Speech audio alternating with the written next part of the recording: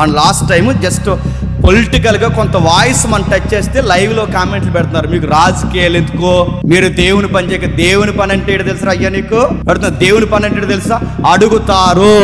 నాయకులు సరిగ్గా పరిపాలించకపోతే ఏలి అడగలేదా? నాయకులు సరిగ్గా పరిపాలించకపోతే యోహాను ముఖం మీద ఏలెట్టి అడగలేదా? ఏ రోజుని?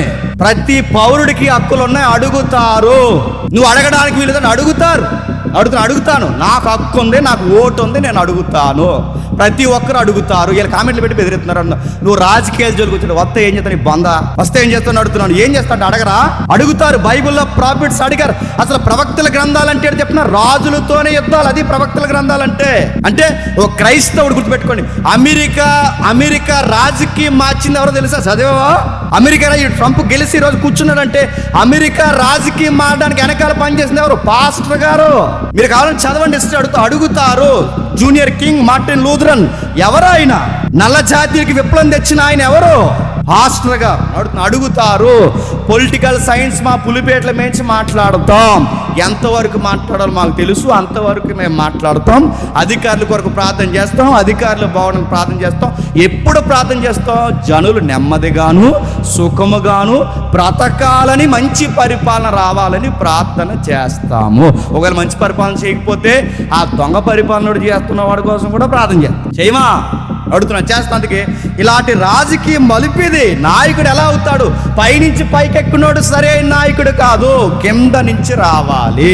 ప్రజల హృదయంలో బాధలను చూడాలి. దగ్గరగా హృదయ స్పందన దావీదుకు దేవుడు చూపిస్తున్నాడు. ఆ దుఃఖంలో ఉన్న వారికి, జీవితంలో సుఖం లేని వారికి, శ్రమల్లో ఉన్న వారికి, అప్పుల్లో ఉన్న వారికి, ఎంతమందికి ఆదరణ అయిపోయిన నాయకుడు అయ్యాడు. ఆ రోజు అంతమందికి ఆదరణ ఎవరంటే దావీదు. ఈరోజు మనకు అప్పులు ఉన్నాయా? ఉన్నాయి. మనకు శ్రమలు ఉన్నాయా? ఉన్నాయి. నడుతున్నా, మనకు నెలకి ఏమన్నా లచ్చేస్తున్నారా? లేదు. మన బాధలు పట్టించుకున్న వాళ్ళు ఉన్నారా?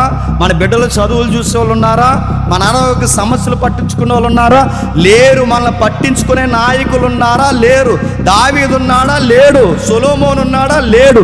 మరి ఎవడున్నాడంటే ప్రయాసపడి భారం మోసుకుంటున్న సమస్త జనులకు ఒక కింగ్ ఉన్నాడు.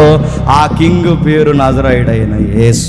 ఇప్పుడు దావీదు లేడు. ఇది ప్రభు అయిన యేసు క్రీస్తు వారు మనకి ఇచ్చిన ఒక గొప్ప వాగ్దానం. ఇది ఎన్నికల వాగ్దానం కాదు, చెప్పండి, ఎవర్ లాస్టింగ్ వాగ్దానం. అది ఆయన ఇక్కడ చూస్తాడు, అక్కడ చూస్తాడు. ప్రతి కన్నీటికి ఆయనే ధైర్యం అవుతాడు, నాయకుడు అవుతాడు. గుండెల నిండా నాయకుడిగా ఆయన నిలబెడతాడు.